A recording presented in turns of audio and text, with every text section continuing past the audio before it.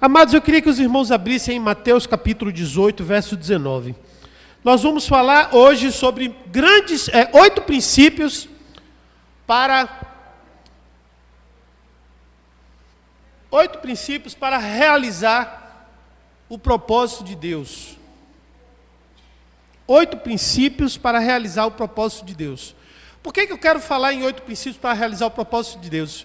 Porque Deus, para realizar coisas através de nossas vidas, Ele precisa ter um relacionamento conosco. Ou seja, nós precisamos ter um relacionamento com Deus. Agora, esses 8 princípios que serão ministrados nessa noite, eles não só estabelecem um parâmetro de relacionamento com Deus, como estabelece também um parâmetro de seu relacionamento com a igreja e um parâmetro de relacionamento de você com os homens. Mateus 18, 19. Então, você quando for ouvindo cada um dos princípios, você anote, guarde, porque eles serão extremamente úteis em toda a sua vida. Eles produzirão um efeito na tua vida extremamente poderoso.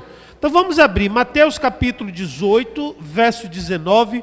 É o primeiro princípio, que é o princípio da concordância. Diz assim: também vos digo que se 2 de vós concordarem na terra acerca de qualquer coisa que pedirem, isso lhe será feito por meu Pai que estás nos céus.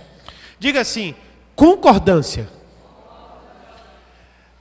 Queridos, na Bíblia, nesse princípio, Jesus está falando sobre concordância entre dois. Entre dois. No nosso relacionamento com Deus, nós, às vezes, olhamos para a palavra e não temos a total concordância com o que está escrito na palavra. A primeira concordância que você precisa estabelecer para que você possa ter um relacionamento perfeito é a concordância com o que Deus escreve na palavra.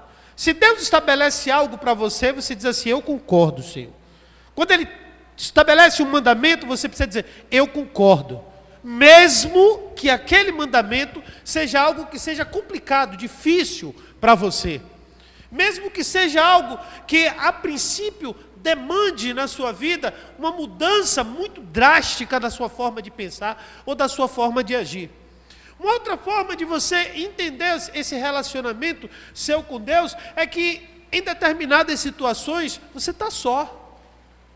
Com quem é que você vai concordar, então, para que algo aconteça, ou para que você possa alcançar esse princípio que está estabelecido ali na palavra de Deus? Quem seria essa segunda pessoa? A pessoa do Espírito Santo. Quando 2 de vós concordam acerca de qualquer coisa. A primeira pessoa quem é?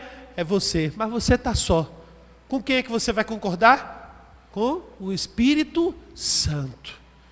E a Bíblia fala, queridos, que quando há concordância, há um mover nos céus. Preste atenção nisso. Há um mover nos céus. Esse texto ele é tão poderoso que ele coloca praticamente a ação celestial, sobrenatural na nossa vida é conectada com a concordância. Olha só. Também vos digo que se 2 de vós concordarem acerca de qualquer coisa que pedirdes, isto lhe será feito por meu Pai que está onde? Olha só. Você vai receber do céu, do seu Pai, de Deus, aquilo que você pede, a partir do momento em que você tem concordância. Dentro da sua casa, no seu lar, na sua família, com seu marido, com a sua esposa, com o seu irmão, com o seu parente, para que Deus possa ouvir e fazer com que aconteça, com que gere, com que se construa, com que se edifique, é necessário que haja o que então? Concordância. Diga assim: eu preciso ter concordância com a palavra de Deus. A segunda forma de aplicar isso é para a nossa igreja. É um princípio que vai ser estabelecido aqui nessa igreja. Porque Deus, Ele quer fazer dessa obra dessa igreja uma grande igreja. Você crê nisso? Diga amém. Você crê que nós podemos ser uma grande igreja com milhares de membros? Diga amém. Quem concorda com isso, diga amém. Diga se está ligado. Entendeu? Quando você concorda, liga no. Quando você concorda, Deus toma nas mãos. Então, dentro da sua casa, você está com problema financeiro, você está com problema familiar, passe a concordar com o seu marido, passe a concordar com os seus parentes, passe a concordar no que diz a palavra. A primeira concordância tem que ser no que diz a palavra. Porque quando você concorda com Deus, Deus age na tua vida. Quando você concorda com o irmão, Deus liga nos céus. Amém? Então, Deus, Ele quer fazer grandes coisas na sua vida. Deus quer fazer grandes coisas nessa igreja. Deus quer fazer grandes coisas em volta de nós. Mas o primeiro princípio que a gente tem que entender é o seguinte: existe uma autoridade que nós devemos, antes de mais nada, concordar. Concordar na igreja. Com quem é a autoridade na igreja? O pastor. Quem é a autoridade sobre o pastor? Deus. Antes de mais nada. Quando Deus dá a direção ao pastor e a igreja concorda, o que é que acontece? Deus age em toda igreja. Deus age em toda igreja. Então, esse é o primeiro princípio. O princípio da concordância. Eu queria que os irmãos abrissem agora Hebreus capítulo 10. Nós vamos ler muitos versículos hoje.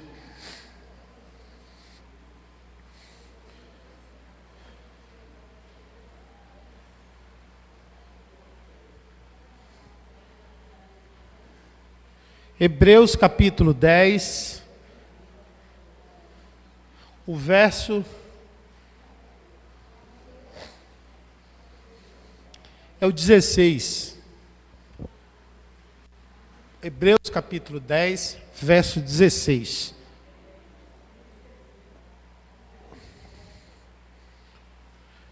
Diz assim: esta é a aliança que farei com eles depois daqueles dias, diz o Senhor. Porém, minhas leis em seus corações escreverei em seus entendimentos. Diga assim, aliança. O segundo princípio que nós devemos nortear as nossas vidas, é o princípio da aliança. Observe que a Bíblia diz que Deus fez uma aliança com o povo dele. O que é uma aliança? O que é uma aliança? Uma aliança é um acordo de parceria eterno. Diga assim, acordo de parceria eterno. Por que o casamento é simbolizado por uma aliança? A própria Bíblia diz que o que Deus uniu, que o homem não separe. Porque Deus entende a aliança como algo que não pode ser rompido, que não pode ser quebrado, que não pode ser travado. É algo que é eterno, ou seja, desde a eternidade Deus estabelece e por toda a eternidade será estabelecido. Deus estabelece uma aliança com o seu povo, mas Deus quer que o seu povo também tenha a aliança. Tenha a aliança. Porque a aliança, ela está dentro do princípio da concordância também. A aliança significa uma parceria muito mais poderosa do que as parcerias comuns que se tem por aí. Um parceiro aliançado, uma pessoa aliançada, é uma pessoa que está ao lado da outra em qualquer situação. É por isso que Deus está com você em qualquer situação. É por isso que Deus está contigo em qualquer que seja o problema que você esteja vivendo. É por isso que na igreja é necessário que nós tenhamos também aliança com a igreja, aliança com o ministério, aliança com o pastor, aliança entre os irmãos. Queridos, a aliança é algo tão sério que Deus ele diz assim, ó, serei amigo dos teus amigos e inimigo dos seus inimigos. A aliança não permite que haja interferência ou falha. Quando você é um parceiro aliançado, quando você é aliançado com alguém, você não permite que ninguém fale mal daquela pessoa, que ninguém ataque aquela pessoa. Você jamais fica contra aquela pessoa em nenhuma situação. Se ela estiver errada, você vai dizer para ela, você está errado. Mas não é por isso que você vai abandonar ela, que você vai largar ela, que você vai deixar ela. O aliançado é alguém que está junto para o que der e vier. Queridos, para que nós sejamos uma grande igreja, é preciso que nós estejamos aliançados uns com os outros. Aliançados.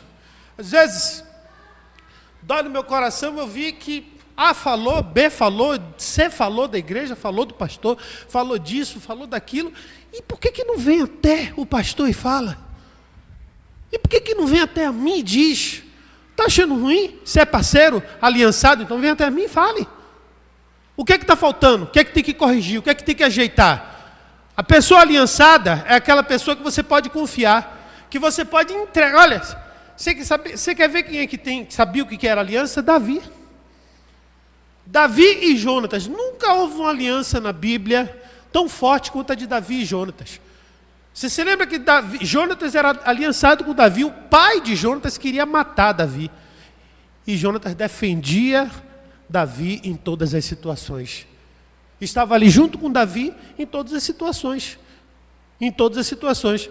E é isso que a gente tem que aprender, irmãos. Essa igreja aqui, diga assim, essa igreja foi Deus quem estabeleceu nesse lugar. E Satanás às vezes usa pessoas daqui de dentro para enfraquecer. Às vezes usa pessoas daqui de dentro para poder estar criando coisinhas. Mas esse ano, diga assim, esse ano eu estou aliançado com esse ministério. E nós vamos crescer e avançar. Amém? Quem crê nisso, diga amém. Quem está aliançado, diga amém. E dá uma salva de palmas para o Senhor Jesus.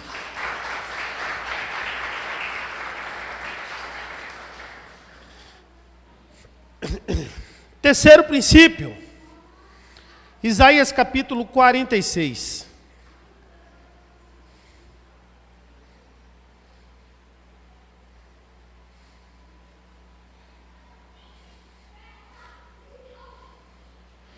Isaías capítulo 46, verso 9 e 10. Diz assim: lembrai-vos das coisas passadas desde a antiguidade, que eu sou Deus e não há outro Deus, não há outro semelhante a mim, que anuncio o fim desde o princípio, e desde a antiguidade as coisas que ainda não sucederam, que digo, o meu conselho será firme e farei toda a minha vontade. Preste atenção, queridos. O que Deus estabelece como propósito, esse texto está falando de propósito. Quando ele fala assim de fim, fim é propósito. Então, quando ele começa pelo fim, a Bíblia diz aí nesse texto que ele começa pelo fim. Significa que ele começa pelo pronto. Já está pronto. Certo? A única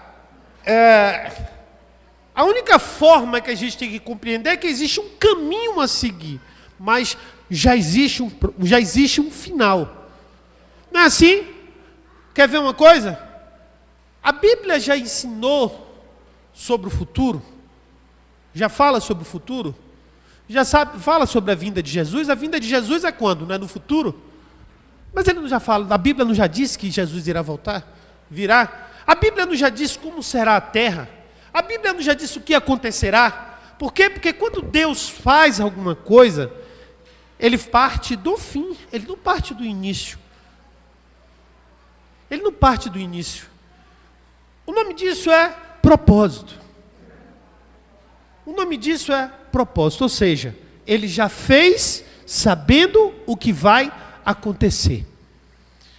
O que falta é a gente entender esse propósito. É por isso que a Bíblia diz assim, ó, todas as coisas contribuem juntamente para o bem daqueles que amam a Deus e que são chamados segundo o seu propósito. Isso. Qual é o objetivo disso? Qual é o propósito disso? Qual é o fim disso? Isso vai dar em quê? Não é assim? A gente fala, isso vai terminar como? Como é que isso vai acabar? Como é que isso vai concluir? Isso é propósito. Isso é propósito. É como as coisas acabarão. Como as coisas finalizarão. Então, tudo que Deus fez, Ele já fez concluído. Falta a gente descobrir o caminho para essa conclusão. Falta a gente entender isso. Então, um dos principais entendimentos que nós temos que ter é o seguinte: quando Deus ele conclui algo, Ele entrega essa visão para alguém, desse propósito. Ele entrega esse projeto concluído para alguém. Porque esse alguém vai ser a pessoa a qual Ele escolheu para realizar esse propósito. Nessa realização desse propósito, Deus agrega pessoas, porque nenhum propósito de Deus é pequeno. E dentro do grande propósito de Deus existem os propósitos individuais. Ou seja, Deus quer concluir uma grande obra e Ele precisa de quê? Entre aspas, se eu vou dizer a palavra precisa, mas vamos trabalhar com a palavra precisa. Ele precisa o quê? Dos fazedores, dos obreiros, dos executores, das pessoas que irão trabalhar para que aquele propósito se cumpra, para que o fim do que Deus quer se cumpra. E quando Deus chama alguém para um ministério, Ele está olhando para aquela pessoa e está dando crédito para aquela pessoa, para fazer parte desse propósito dele. Então você que está aqui, nessa igreja, você faz parte de um plano muito maior do que o que você possa imaginar. É um plano que Deus estabeleceu, um plano que Deus criou, um plano que Deus escreveu para essa igreja e que você tem um propósito também. Deus escreveu um propósito para você dentro dessa igreja. Uma das coisas que é necessário para que a gente possa entender e ter uma vida de grandes realizações é que em tudo há um propósito. Tudo há um propósito. Deus não se relaciona com você à toa. Aliás, eu acho que ninguém se relaciona com ninguém à toa. A gente sempre se encontra e se relaciona com alguém por uma razão. Tem um motivo. Tem um motivo pelo qual eu começo a me dar com alguém. Por que você começou a se relacionar comigo? Porque eu sou o pastor da igreja. Qual é o seu objetivo? Receber uma palavra de bênção. Mas eu vou falar por nada. Não, irmãos. Tudo tem uma razão de ser. Tem um motivo. E Deus já me entregou a visão dessa igreja. Eu já falei aqui várias vezes a visão que Deus entregou, pelo menos para mim, para essa igreja. E você faz parte dessa visão. Amém? Você faz parte dessa visão. Você faz parte desse grande projeto que Deus está realizando. E quando você se relacionar com alguém, irmãos, falar aqui para namorados, hoje em dia você sabe qual é o maior problema que tem gerado tantos namoricos do nada, que as pessoas entram nos relacionamentos sem propósito. Entra para namorar porque eu achei ele bonitinho. Não, irmão, olha. Entra para namorar para ter um propósito. Entra num trabalho, você foi o quê? Arrumou um emprego? Eu só quero receber o salário. Não, você entra num trabalho com um propósito.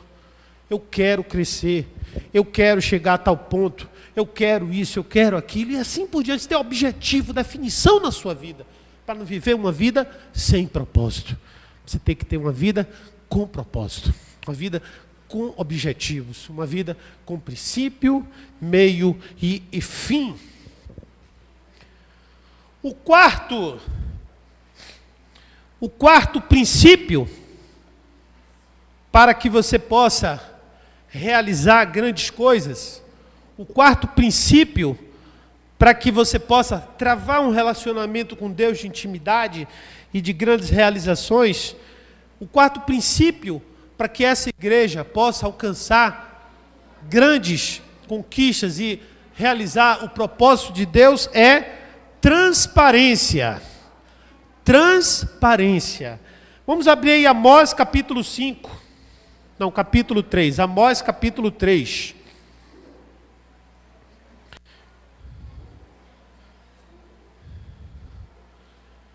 Amós capítulo 3, versículo 7. Amós capítulo 3,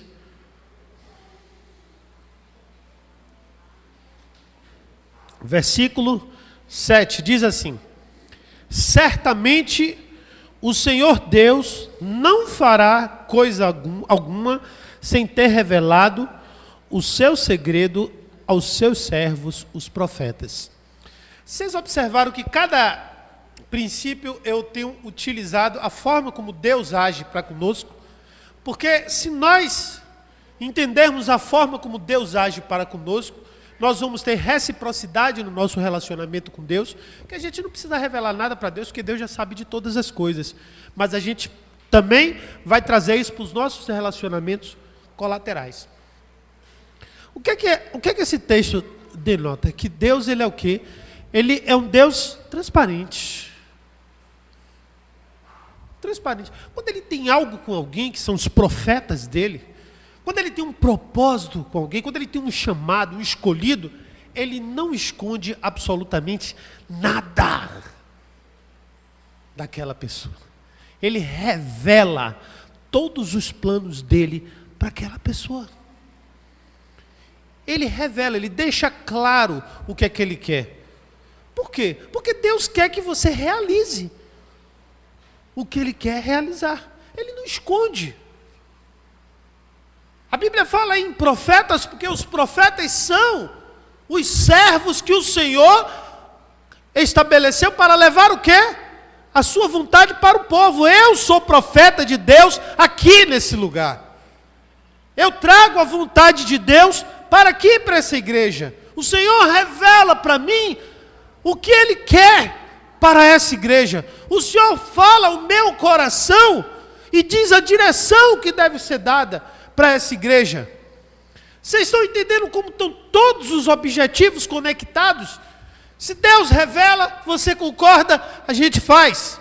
Se você concorda, você entende que há um princípio de propósito. Há uma razão de ser. E se nós vamos juntos, é transparente, você crê, porque eu falo, eu digo, eu deixo claro. Nós estamos todos na mesma direção para que Deus faça aquilo que Ele quer fazer.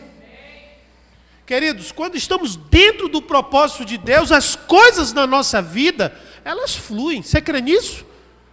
Você crê nisso? Quando estamos na direção de Deus, as coisas fluem, elas acontecem. Elas fluem, elas acontecem. Não é que ele flui sem problemas, sem dificuldades. Não tem isso. A Bíblia diz que teremos aflições, mas nós vencemos as aflições. Nós superamos os problemas. Nós vencemos as dificuldades. É o que diz a Bíblia. A Bíblia não fala, irmãos, em vida fácil. Tem muita gente que acha que a Bíblia fala em vida fácil. Não tem isso na Bíblia de vida fácil. A Bíblia diz que tem vida vencedora. Vida vencedora não é vida fácil. Vida vencedora é vida que você enfrenta embates, problemas, lutas, dificuldades, mas vence. Entendeu como é que é? Porque para vencer tem que ter o quê? Uma luta. Para vencer tem que ter o quê? Um conflito. Para vencer tem que ter o quê? Um obstáculo. Para vencer tem que ter o quê? Um embate. Para vencer você tem que ter o quê? Uma oposição, uma adversidade. Você não vence o que já está vencido. Você não vence a facilidade. Facilidade. Não, você vence quando há dificuldade. Então, é isso que a Bíblia diz. Mas a gente tem que entender que há um propósito, que há uma direção, que há uma vontade de Deus e que você precisa estar conectado com essa vontade por meio da concordância. por meio da concordância. Não pode ser por meio da desobediência, da discordância, do altruísmo, da sua própria vontade. Não, eu penso assim, eu penso... Não, Deus já estabeleceu lá, já escreveu tudo lá. O que você precisa é o quê? Seguir o passo a passo. Não é assim? Não é assim? E a vida, irmãos, do dia a dia, ela é, às vezes, uma repetição, digamos assim, bem borrada, uma caricatura, vamos chamar assim, de uma caricatura da vida espiritual. A vida do dia a dia ela é uma caricatura da vida espiritual. Na vida espiritual existe a perfeição. Na vida do dia a dia é uma caricatura. O que é uma caricatura? É uma coisa borrada, mal feita. Mas observe, você está fazendo uma faculdade e às vezes você tem um determinado professor, tem até uma irmãzinha que passou por essa situação aqui, que ela gosta daquele jeito. E mesmo que você tenha um entendimento certo, mas se não for daquele jeito que o professor quer, você perde a disciplina. As coisas com Deus é semelhante, irmãos. Não é do jeito que você quer, é do jeito que Deus estabelece na palavra dele. E por isso que é necessário esse entendimento, essa concordância, essa obediência, esse conhecimento de propósito, e que Deus ele revela para que você não se perca, porque Deus ele não vai deixar você na cegueira, muito pelo contrário, ele vai te dar o caminho, e ele diz que Jesus é o... Amém, glória a Deus. Queridos, quinto princípio. O quinto princípio é o benefício mútuo. Abra aí Isaías 41.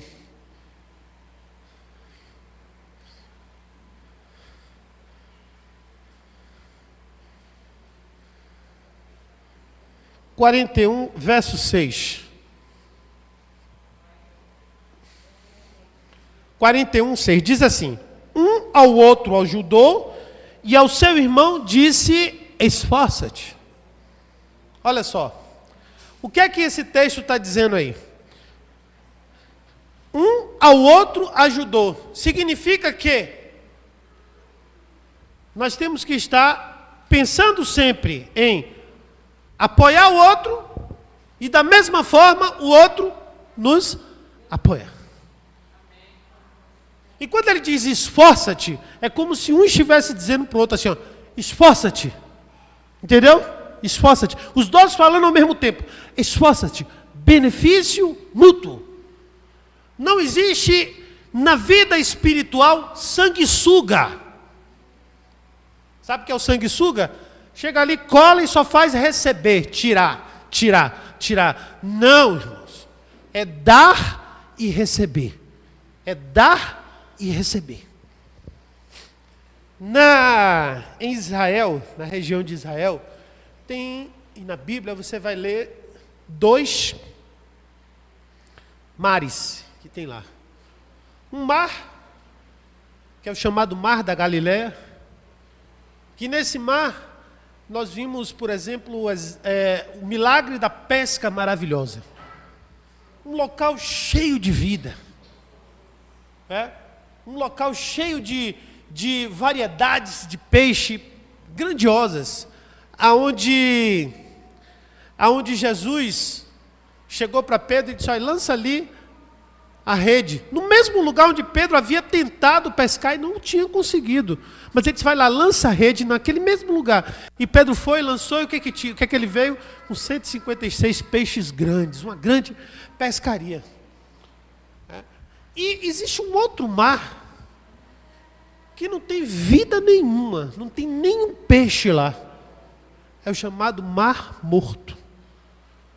Qual é a diferença entre esses dois mares? Qual é a principal diferença? Todo mar tem uma característica, ele recebe, primeiro, a água salgada, e segundo é que ele recebe a sua água de diversas fontes. Você observa, por exemplo, o mar, apesar de que a gente não pode analisar isso dessa maneira nos oceanos, mas os pequenos mares, eles sempre têm muitos rios que desembocam naquele mar. E esses mares sempre têm outras saídas, onde essa água vai fluir. O mar da Galileia é assim. Ele recebe água de diversos rios e essa mesma água ele dá para outros mares e outros rios, inclusive para o Mar Morto. Já o Mar Morto não acontece isso. O Mar Morto, a água chega e fica ali. Não vai para lugar nenhum. Por quê, queridos? De graça recebei, de graça dei. Isso é benefício mútuo. Isso é benefício mútuo. É você o tempo todo compartilhar o que você recebeu. É você beneficiar outros com aquilo que você foi beneficiado. Porque se você só recebe e não dá, gera morte. Gera morte. Se você só recebe e não dá, gera morte. Você vê, um gado que só engorda no dia, uma pessoa que só come, engorda no dia, gera morte. E é por isso que o mar é um mar morto. Porque ele não flui aquilo que ele recebe. Né? Então, essa é a lei, benefício mútuo, aqui na igreja. Aqui na igreja, tudo que eu recebo de bênção, eu distribuo pelos irmãos. E os irmãos precisam distribuir também essas bênçãos. E o que vocês recebem, distribui também para a igreja. E Deus faz fluir isso de uma maneira tal, irmãos, engrandecer e fazer com que a coisa cresça. É assim que funciona o reino de Deus. O reino de Deus diz que é melhor dar do que receber. Sabe por quê? Porque só dá quem tem. Diga assim, só dá quem tem. Quem não tem, não pode dar. Então, a lei do benefício mútuo. Você dá e recebe. E você recebe e dá. E se esforça para dar. Não é se esforçar para receber. As pessoas se esforçam para receber. Nós precisamos nos esforçar para dar. Nós precisamos nos esforçar para doar. Nós precisamos nos esforçar para servir. Nos esforçar, arrumar tempo para servir, arrumar tempo para dar, arrumar recursos para servir ao Senhor, para entregar nas mãos de Deus, porque entenda uma coisa, irmãos, aquilo que você fizer para o Senhor, Deus te recompensará muito além do que aquilo que você deu. Você crê nisso? Diga amém.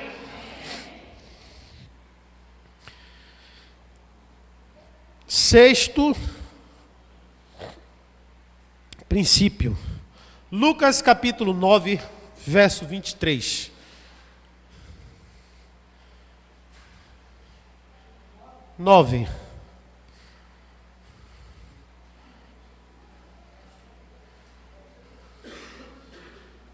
Diz assim o texto.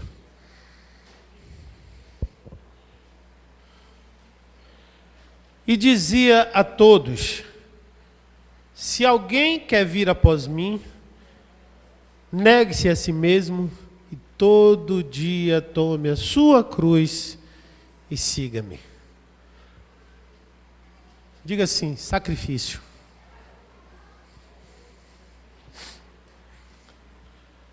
Eu lembro que Deus, ele quando escolhe uma pessoa, ele já tem uma predileção para aquela pessoa que faz muita coisa. Deus, ele gosta de gente ocupada. Deus gosta de gente ocupada. Aliás, todo mundo gosta de gente ocupada, porque gente ocupada sempre dá um jeito de fazer mais uma coisinha. Gente desocupada sempre dá um jeito de arrumar mais uma desculpazinha. De dizer que não tem tempo. Eu vejo isso, as pessoas desocupadas, elas sempre estão sem tempo. Os ocupados sempre dizem, eu dou um jeito.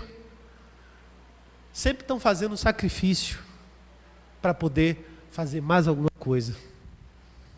Para poder encaixar dentro de sua vida mais alguma coisa. E com isso, nesse texto aí, Jesus fala de negar a si mesmo. Certo? Normalmente, as pessoas que têm esse comportamento de sacrifício, eles estão sempre colocando as outras em primeiro lugar, negando a si mesmas.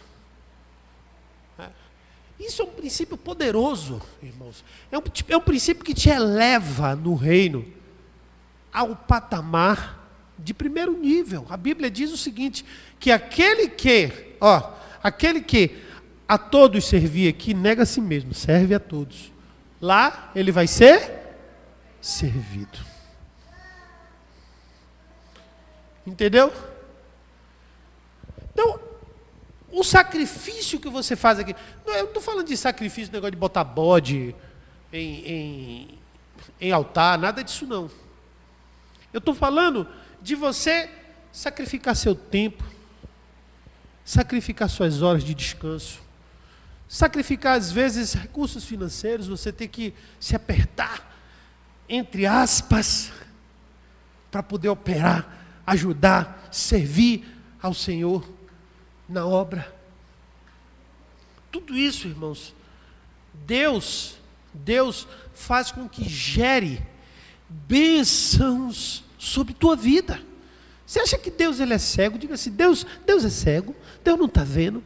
Será que Deus não tá observando a disponibilidade do seu coração?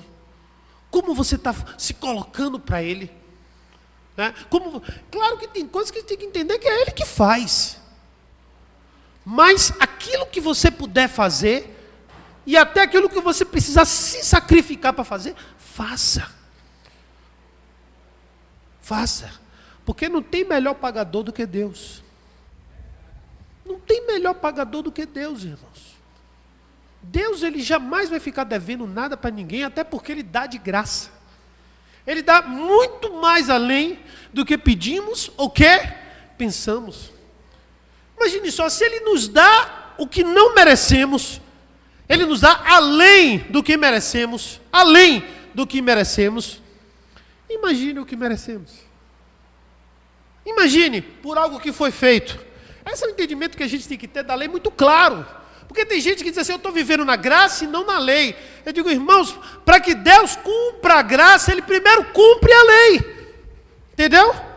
Para que Deus derrame a graça, primeiro Ele cumpre a lei.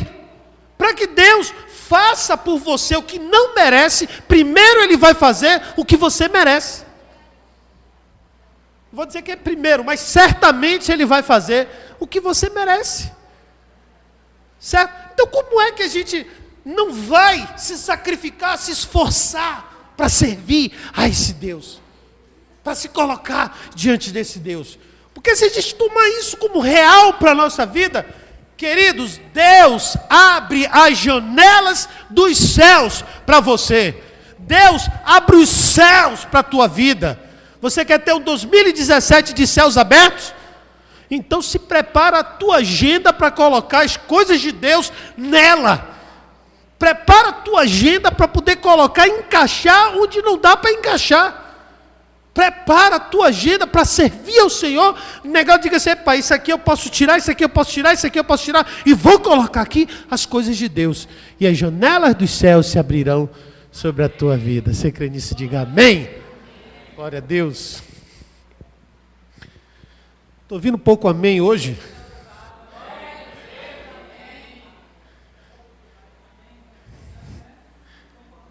Concordância.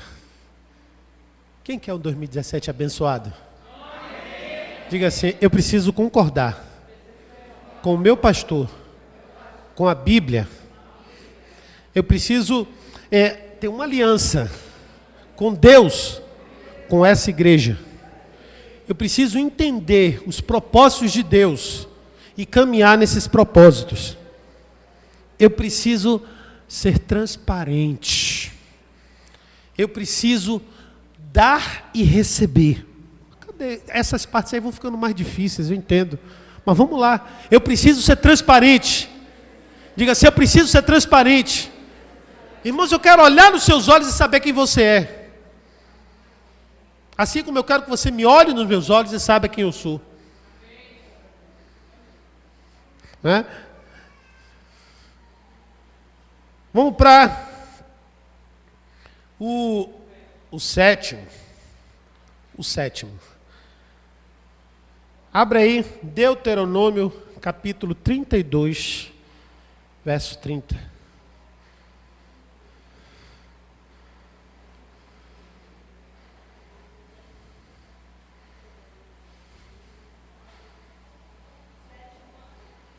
Deuteronômio, capítulo 32, verso 30. 30.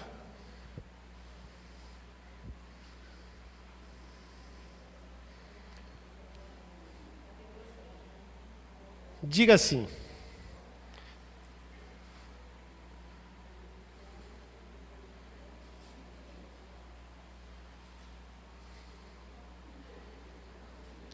como poderia ser um só perseguisse 1000 e 2 fizessem fugir 10.000?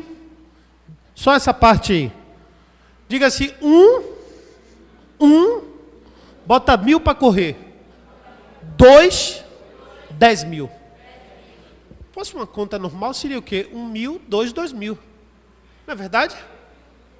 Não seria esse o pensamento lógico? Se um bota 1000, 2 bota 2.000. Mas a Bíblia está dizendo aí que um bota 1000 e 2, 10.000. E 2, 10.000. Sabe qual é o significado disso, irmãos? Sabe qual é a palavra que define isso? Sinergia. 1 mais 1 é mais do que 2. Olha só. 1 mais 1 é mais do que 2. Onde é que a gente se encaixa? Quando uma pessoa sozinha faz um trabalho, ela faz o trabalho de uma pessoa.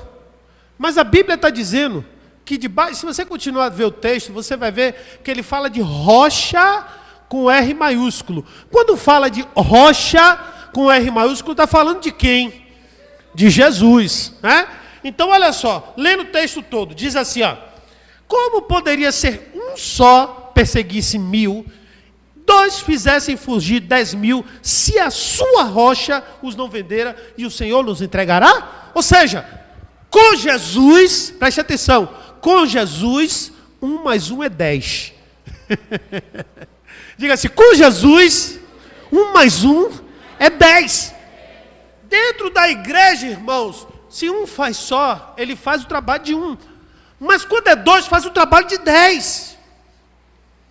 Deus fortalece. Hoje eu peguei aqui, eu e João, cadê ele? Está aqui, ó. Eu e João, irmãos, eu nunca em minha vida botei uma faixa. Uma faixa de igreja. João também não, né, João? Qual era o instrumento que a gente tinha, João? O equipamento, uma escada que dá essa altura aqui, ó. Essa altura que a escada dá. Menos, né? Isso aqui. Nós botamos essa faixa sozinho aí. Eu e ele. E na hora as ideias surgem, quando a gente viu assim, meu Deus, a braçadeira não vai. Aí João, peraí, tive uma ideia.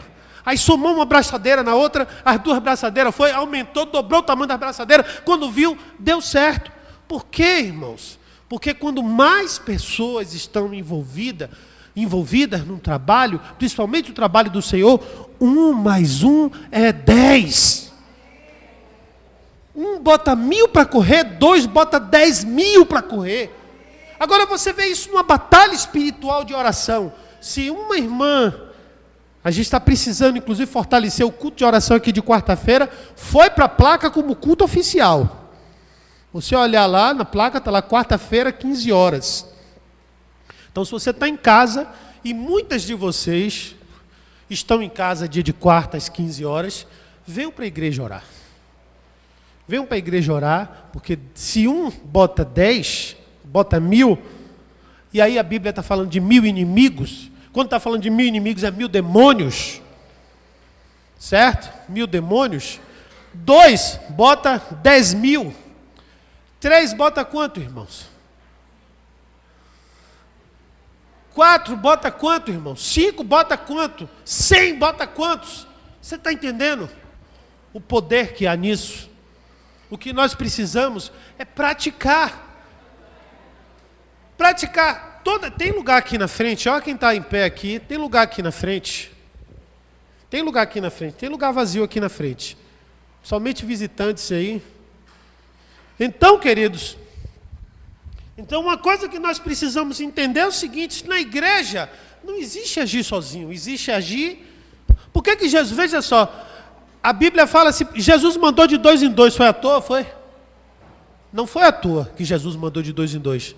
É? Por que a Bíblia fala lá em em Eclesiastes capítulo 4 sobre o cordão de 3 dobras, mas ele só fala em 2. Quem é a terceira dobra? É a rocha, é Jesus.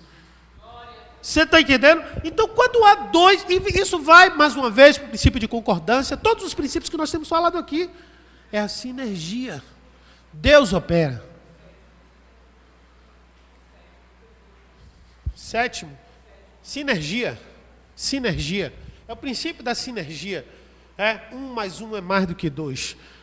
Então, a igreja, nós como igreja, você no seu trabalho, você na sua vida, em todo lugar, 1 mais 1 é sempre mais do que 2. Em concordância com Cristo no meio. Deus opera, faz grandes coisas. E aqui, irmão, nós precisamos agir assim, o tempo todo. Porque não existe deixar ninguém sozinho. Às vezes a gente deixa as pessoas sós. Mas nós não vamos fazer isso em nome de Jesus, amém? Amém. Quem está comigo nisso, diga amém. Amém. Glória a Deus.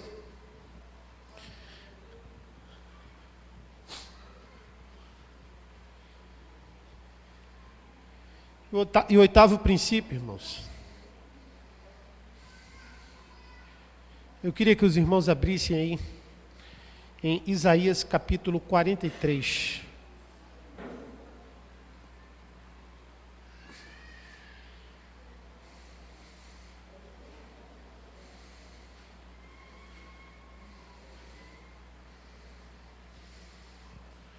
Isaías capítulo 43.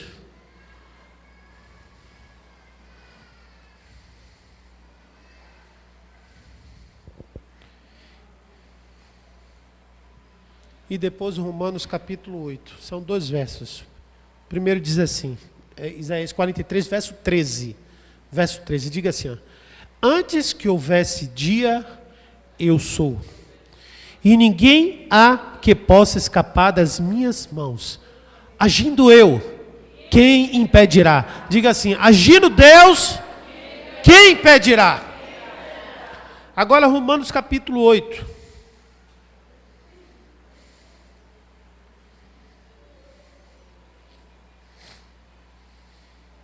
Verso 31.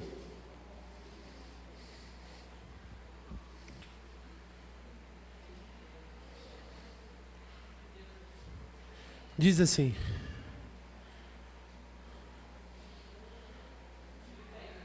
que diremos, pois, a estas coisas?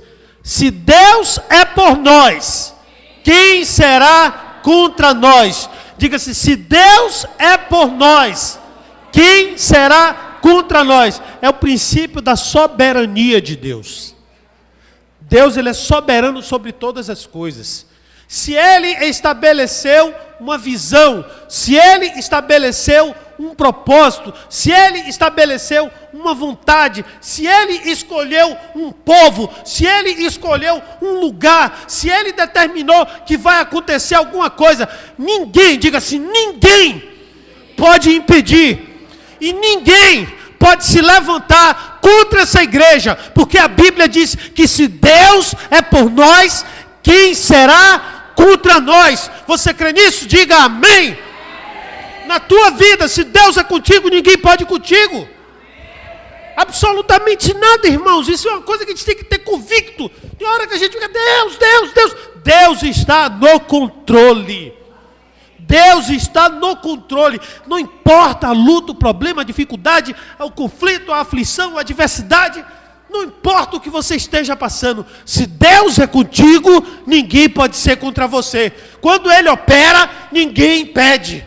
Amém? Então, queridos, vamos trabalhar, viver dentro desses propósitos, desses princípios. Dentro desses princípios.